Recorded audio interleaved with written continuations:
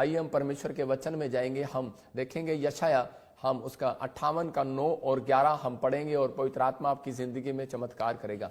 आज जितने लोग उपवास में हैं उन्हें मैं सलूट करता हूं मैं परमेश्वर की ओर से कि जो लोग उपवास में हैं, क्योंकि बहुत सारे जो मोटे लोग होते हैं उनसे उपवास नहीं रखा जाता और बेचारे अशोक से भी नहीं रखा जाता, लेकिन अब ये रखना सीख गया है। और मैं कह रहा हूं जो लोग उपवास करते हैं, फास्टिंग करते हैं, परमेश्वर उनकी जिंदगी में चमत्कार करता है। और बाइबल बोलती है कि उपवास करने से आशीर्वाद मिलते हैं। देखो, अगर आज आपको आशीर्वाद चाहिए तो मैं फिर कह रहा हूं आप इस फास्टिंग प्रे में अपने साथ मिराइकल होता देखेंगे। जैसे ही आप फास्टिंग प्रे करेंगे, मैं कह रहा हूं दिन प्रतिदिन मिराइकल पर मिराइकल होते देखेंगे आप। परमेश्वर आशीष को देगा और इसी समय परमेश्वर ने ब्लेसिंग दिया भी।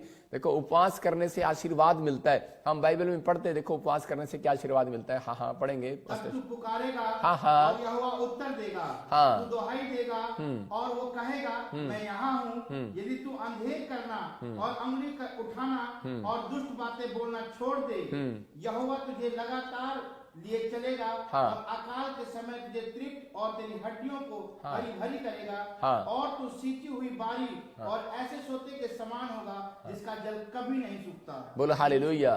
देखो, ये आशीर्वाद है 11 में यहाँ पर कह रहा है कि यहोवा तुझे लगातार लिए चलेगा, तेरे हर काम में तुझे आशीष देता चलेगा।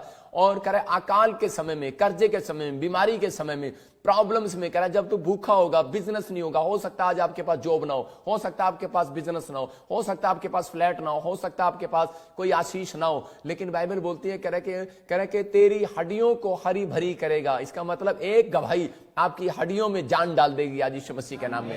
कह रहा है कि ओ तेरी कह रहा और इसी समय लिखा कि तू सींची हुई बारी और ऐसे सोते के समान होगा जिसका जल कभी नहीं सूखेगा। इसका मतलब कह रहा है कि आपने जितना पैसा कमाया, बहुत सारे लोगों को टेंशन रहती है कि यार मैंने बिजनेस स्टार्ट तो कर लिया और इसी समय पता नहीं अगले दिन ग्राहक आएगा कि नहीं आएगा। कह रहा है कि इस समय कह रहा है इसलिए वो लोग आइसक्रीम भी खाना पसंद नहीं करते। बाहर मार्केट में जो आदमी लोग होते हैं, कह रहा है कि वो अपने बच्चों के लिए इतना जोड़ते हैं इंडिया के अंदर, वो कहते हैं कि नहीं कह रहे पता नहीं कपड़े वाला दुकान वाला है, अगर कोई बिजनेसमैन है, कोई किराने की दुकान वाला है, तो वो बेचारा जोड़ता ही रहता है, वो सारा दिन जोड़ते रहता है। अगर वो कोई ढोल भी बजा रहा है या कोई काम कर रहा है, कोई ट्रैक्टर पे है, कोई किसी भी चीज में है, कोई किसी भी चीज का काम कर रहा है, लेकिन वो जोड़ता ही रहता है। और आपको पता है औरतें खाती रहती हैं, लेकिन आदमी बेचारा टेंशन में रहता है। उसको पता होता है कि भाई कह रहा है कि अगर कल ग्राहक नहीं आया तो मेरा क्या होगा। मैं कह रहा हूं कि तेरा कालिया कुछ नहीं होगा, आपको चिंता करने की जरूरत नहीं है। बाइबल बोलती है कह रहा है कि तू उपवास करेगा तो कह रहा है कि तेरी हड्डियां तृप्त होंगी और कह रहा है कि तेरी बारी, कह रहा है तेरी बारी कोई चुरा नहीं पाएगा। कह रहा है जो तू सींचेगा वो तू ही, कह रहा है तेरी खेती में फल लगेंगे।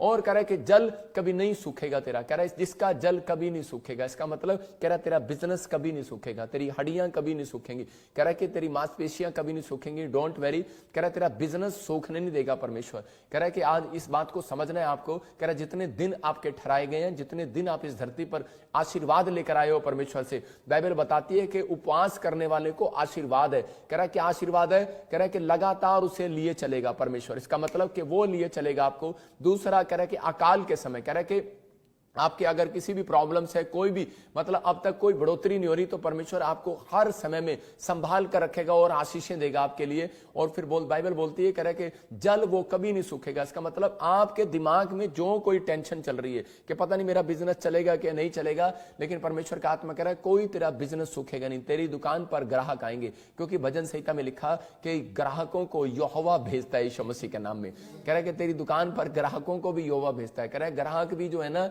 आपकी दुकान पर यहोवा की ओर से आते हैं, परमेश्वर की ओर से आते हैं, और ये ब्लेसिंग होती है। कह रहे इसका मतलब कह रहे ये आशीर्वाद आपके ऊपर उतरेंगे। जब हम 9 में भी पढ़ते हैं, देखो क्या लिखा यशाया के 9 में, देखो इसको हम ध्यान से पढ़ेंगे और इसके क्लियर लिखा, तब तू पुकारेगा। कह रहा है लेकिन कब, जब तू उपवास में पुकारेगा। कह रहा है जब तू पुकारेगा और यहोवा तुझे उत्तर देगा। इसका मतलब क्या है, क्लियर है। कह रहा है ये 40 डेज जो फास्टिंग की प्रेयर है, मैं कह रहा हूं इसके बाद ही परमेश्वर एक बड़ा रास्ता खोलता है लोगों का।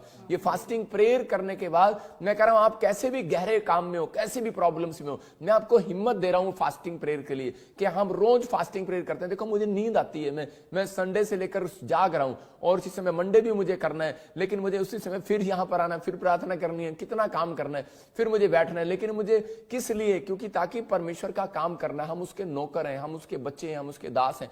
हमें जो वर्किंग मिला है हमें वो ईमानदारी से करना है आपके साथ कि आप फास्टिंग प्रेयर करें और परमेश्वर आपकी जरूर सुनेगा। लेकिन आप चर्च में जा रहे हैं और आ रहे हैं, इसका कोई फायदा नहीं नहीं है, मतलब कि लेकिन अगर आप कह रहे कि उपवास के साथ आएंगे और जाएंगे, मैं कह रहा हूं एक आशीष तो पक्का खुलेगी आज आपके यीशु मसीह के नाम में। जितने आमीन बोल रहे हैं उनकी आशीषों को खोलते हैं यीशु मसीह के नाम में।